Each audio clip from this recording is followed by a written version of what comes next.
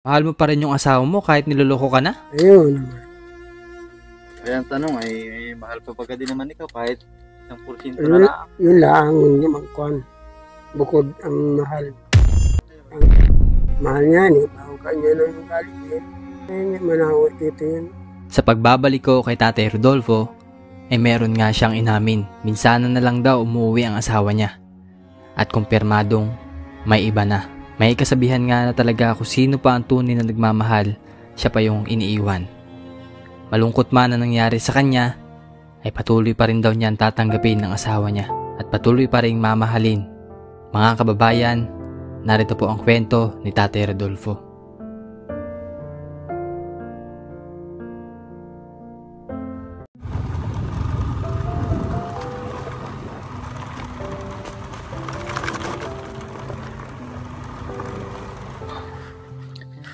So hello mga kababayan. Yun, pupuntahan ulit natin si Tatay Rodolfo. So yung isa po yung nag-iisa po dito sa gitna ng kabukiran, no? At kamusta na nga ba yung kanyang tanim? Kasi nakaraan po ay dinala natin siya ng mabit yung damo. Dinala natin siya ng mga binhi. Sa ganun po ay tuloy-tuloy yung pagtatanim niya sa taniman niya. So kasama natin si Mrs. Yan si Chrismar. Naabot na rin kami ng tanghali. Ang daming kalamansi, oh. Wow.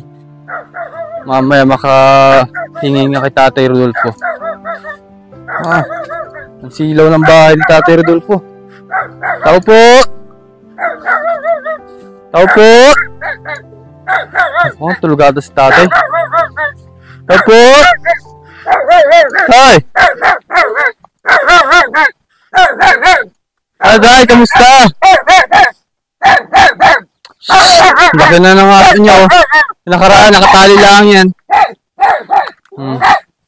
Ay, nailagay na pala yung sobrang yero na binigay natin. And so mga babayan, at muli natin nabisita si Tatay Rodolfo, yung mag-isa po din sa bukiran na lagi natin pinupuntahan para kamustahin at siyempre bilhan na rin ng gulay. Ano. Kamusta pala si Tatay Rodolfo? Tatay, palagyan daw dyan sa mo, damit. Mabuti. So, anong balita po? Kamusta naman yung mga binigay pong binhi na itanim na po ninyo? Ayos naman, oh. Yan, oh. Ang kagayaan. Hmm? Nagkamatay. Bakit? Ay, init ulan. Natutuyo. Kaya hindi na tumagal. Ang dami pala. Bago wala mang kwan. Ang dilig. Ay, wala ka na rin makunan ng tubig. O hindi na kaya magigib. Layo. Hindi na kaya magigib. Yun nga pala mga kababayan, so may balitaan ako, Tatay. So may hindi kasi nasabi sa amin. Ano po yung may nararamdaman ka pala, no? Meron din kaunti. Ha? Meron din kaunti. Kaunti? Ano yung kaunti na yun, Tatay? Pwede mo ba kwento sa amin? Hika. Ha? May hika. Hika. At ano? Ubula. Bukod sa hika po. Ubula. Ubo. Bukod sa ubo, Tatay. Pwede mo rin sa amin para baka makatulong po kami sa karamdaman mo. Yun lang naman na. Ubo at hika lang. Nahika ka pa. Kung minsan nahika, pag naglalakad. So, ibig sabihin wala kang ininom na gamot, Tatay? Sa ubo mo? So, hindi ka pa nakakapagpa-check up dyan? Hindi. Bukod, Tatay, dun sa ubo, may pa ata, ano? Wala naman. Minsan kasi parang nahihirapan kang tumayo. Ayun, kwan. Ha? Yung rayuma. Rayuma.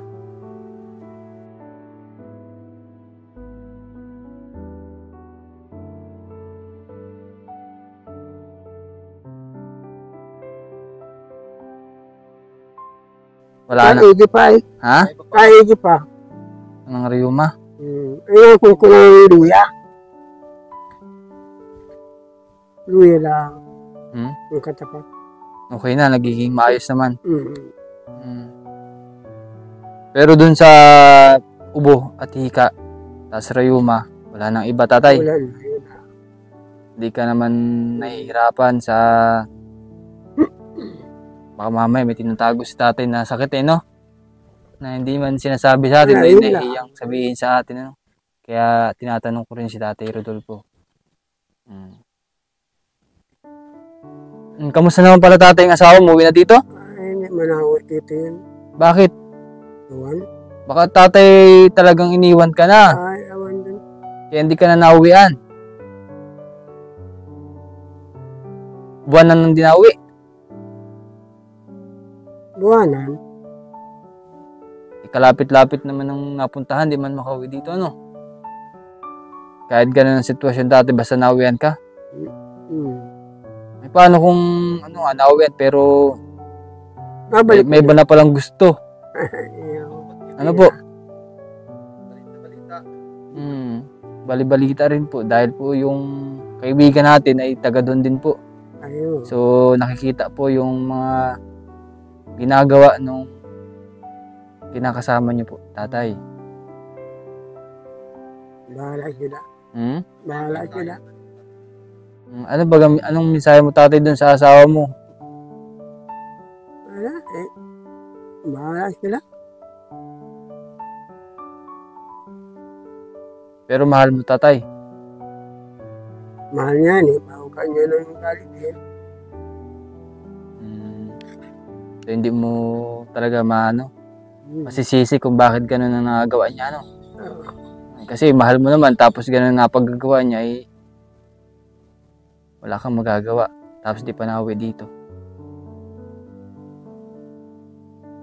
Minsan inabak na parito na kapalit. Bago nabalik ulit. Ate. Hindi man ikaw nabigyan. Ate. Ate. Paano pala yun, no? Alay. Pang-araw-araw mo. Paano yung bigas mo din ni tatay?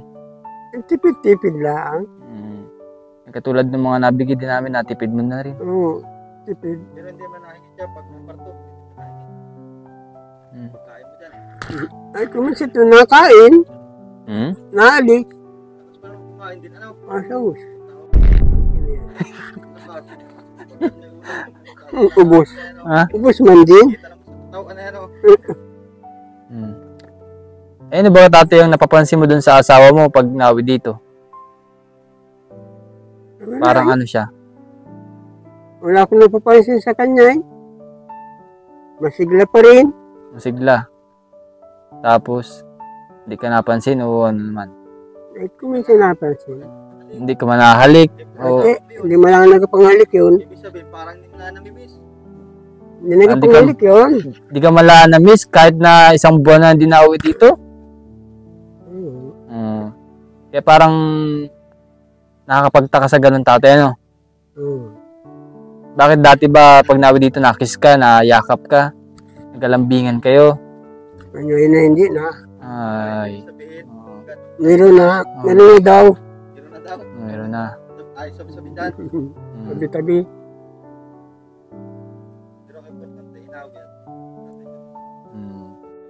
Mabait si Tatay Rodolfo ay. Kahit ganun napagagawa sa kanya, pero yun po, talagang tinatanggap niya pa rin pag nawi dito.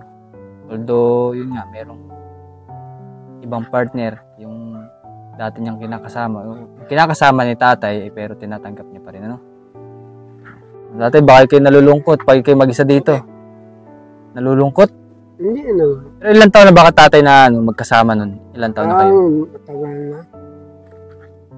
Mga 20 years na, ganun? Pero ngayon lang siya gumawa ng ganyan? Kailangan ko yun. Ngayon lang talaga. So, bakit nagtataka ka ba minsan? Bakit na nagawa yun, tatay? Yun lang, hindi ko alam. Nagtataka ka rin? Yun.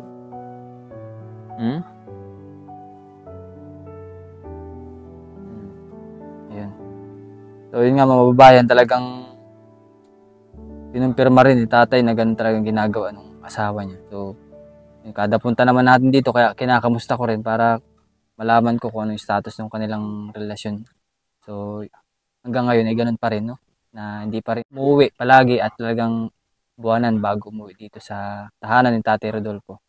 Yan. So tatay, ano yan, yaan mo na lang, ano, Mm.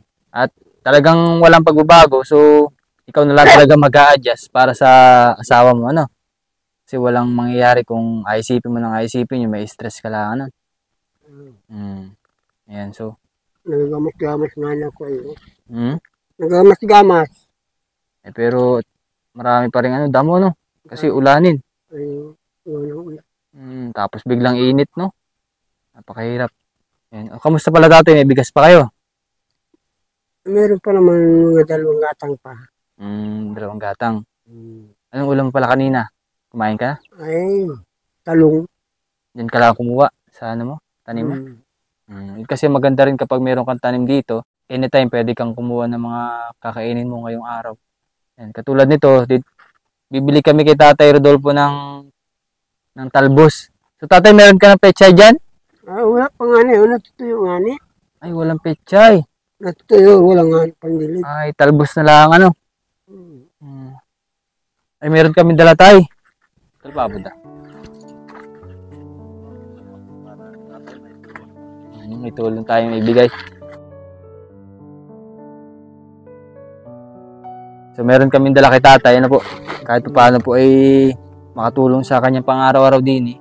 Nang sa ganun po ay hindi niya problemahin yung kahit paano na bigas o mga pang-ulam niya.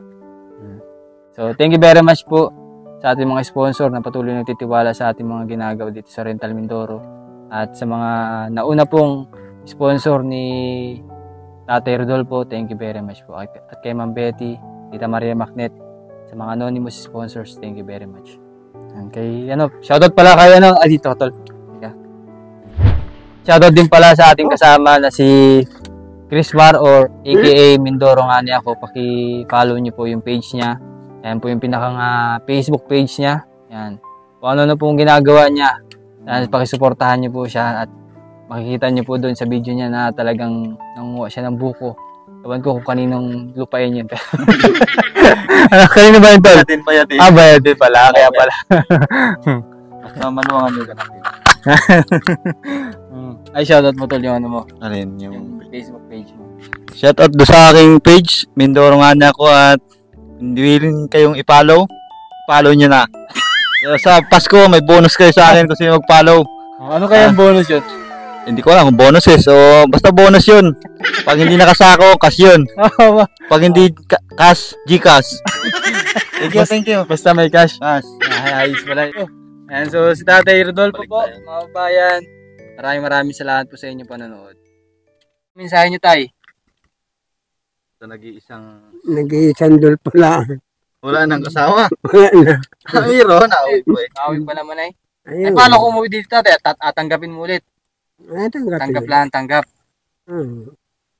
Talagang kahit gano'n ng... Wala, talagang mahal ni Tatay Rodolfo, ano? Pero mahal pa rin tatay hanggang ngayon. Ayun. Kaya ang tanong ay, mahal pa pagka din naman ikaw kahit 1% na lang. Yun lang, hindi magkuhan.